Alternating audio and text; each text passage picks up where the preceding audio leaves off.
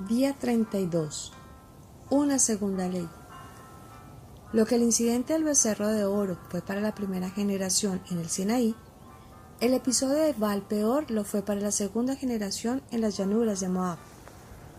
Números describe por qué el Deuteronomio es necesario, escrito 40 años después del Éxodo. El Deuteronomio es literalmente la segunda ley, pretendida para regir a las 12 tribus laicas de Israel. Está escrita inmediatamente después de la apostasía y pecado de Baal-peor. Notemos que esta es una ley dada por Moisés, no por Dios. Esta es la gran diferencia entre la ley dada en el Sinaí, la cual es presentada como las palabras propias de Dios, entregada por Dios directamente. El Deuteronomio es la ley de Moisés, y como Jesús explicará, es una ley para la gente dura de corazón. Leer Mateo capítulo 19, versículo 8. Basado en su récord de comportamiento desde el Éxodo, Moisés sabe que no puede esperar que la gente viva de acuerdo a la ley del Sinaí, mucho menos de acuerdo a los estándares de santidad establecidos por los levitas. El Deuteronomio es una ley para niños caprichosos. Esto explica por qué en el Deuteronomio Moisés concede permisos que no se encuentran en ningún otro lado de la Biblia, permisos que parecen no concordar con la alianza del Sinaí. Entre otras cosas, Moisés permite el divorcio y el volverse a casar. Leer Deuteronomio capítulo 24, versículo del 1 al 4. Tomar a las esposas de un esclavo extranjero. Leer Deuteronomio capítulo 21, versículo del 10 al 14.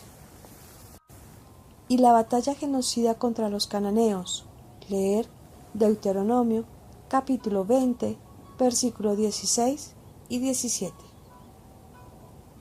En cada caso, estas concesiones eran males menores. Por ejemplo, al pueblo se le indica que mate a los cananeos, porque si no lo hacen, muy probablemente caerán en idolatría de sus dioses. Esta no es una ley santa de Dios. Esta es una legislación concesionaria, sus compromisos con un pueblo obstinado y arrogante. Como Dios después explicará a través del profeta Ezequiel, llegué a darles preceptos que no eran buenos y normas con las que no podrían vivir. Leer Ezequiel capítulo 20, versículo 25. No era que Dios hubiera abandonado la idea de que el pueblo nunca podría volver a ser santo, al pedirle a Israel que realizara ofrendas sacrificiales de las primicias de sus rebaños. Leer Deuteronomio capítulo 15, versículos 19 y 20. En un santuario real. Leer Deuteronomio capítulo 12, versículo del 5 al 18. Moisés esperaba recordarle a Israel su llamado a la santidad, pero el estándar para la gente estaba muy por debajo de aquel requerido de los levitas. Los estudiosos han notado que mientras la alianza del Éxodo compartía similitudes con las alianzas de familiares del mundo antiguo, el Deuteronomio asemeja el tipo de alianza que los reinos harían con los estados vasallos después de conquistarlos y esclavizarlos. Y el Deuteronomio es un yugo muy pesado puesto sobre Israel como una carga, destinado a romper los corazones duros de la gente. Pero Moisés predice que esta ley no los salvará de las maldiciones por haber fallado en honrar la alianza. De hecho, él profetiza que todas las maldiciones de la alianza recaerán sobre Israel algún día. Leer Deuteronomio capítulo 30, versículo del 1 al 10. Capítulo 31, versículo del 16 al 29. Primero, él parece sugerir que las maldiciones están condicionadas. Si desoyes la voz de Yahvé tu Dios. Ver Deuteronomio capítulo 28, versículo 15.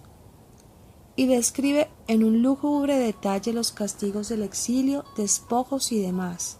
Leer Deuteronomio capítulo 26, versículos del 16 al 68. Pero 2 capítulos más adelante, él dice con seguridad que todas estas maldiciones caerán sobre Israel.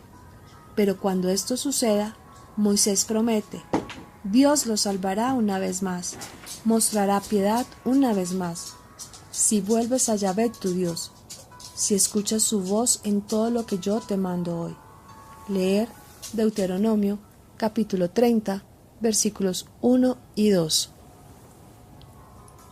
Estas maldiciones que Israel padecerá, Moisés profetiza. Finalmente los traerá al arrepentimiento. Y en este punto, él profetiza: Yahvé tu Dios circuncidará tu corazón y el corazón de tu descendencia, a fin de que ames a Yahvé tu Dios con todo tu corazón y con toda tu alma, para que vivas. Leer Deuteronomio, capítulo 30, versículo 6. Notemos que antes Moisés había ordenado al pueblo que circuncidaran sus corazones. Leer Deuteronomio, capítulo 10, versículo 16. Pero aquí, al final del Deuteronomio, él reconoce que Israel es incapaz de esto, que solo la gracia de Dios puede cambiar los corazones de la gente.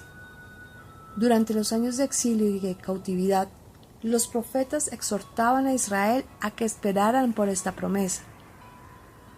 Ezequiel promete que Dios le dará a la gente un nuevo corazón y les quitará su corazón de piedra. Leer Ezequiel, capítulo 36, versículos del 22 al 28. Jeremías, en el único pasaje del Antiguo Testamento que habla específicamente de una nueva alianza, dice que Dios escribirá su ley en los corazones de las personas. Leer Jeremías, capítulo 31, versículo 31 al 33. Estas promesas esperarán la venida de Jesucristo para su cumplimiento. Moisés había profetizado la venida de un profeta como yo. Leer Deuteronomio, capítulo 18, versículo 15. ¿Jesús será este profeta? Leer Juan, capítulo 6, versículo 14. Capítulo 7, versículo 40. Hechos, capítulo 3, versículo 22. Capítulo 7, versículo 37. Pero el libro del Deuteronomio cierra con Moisés a la edad de los 120 años, muriendo en la cima del monte Nebo. La tierra prometida de Abraham, Isaac y Jacob estaba a la vista, pero él no entrará.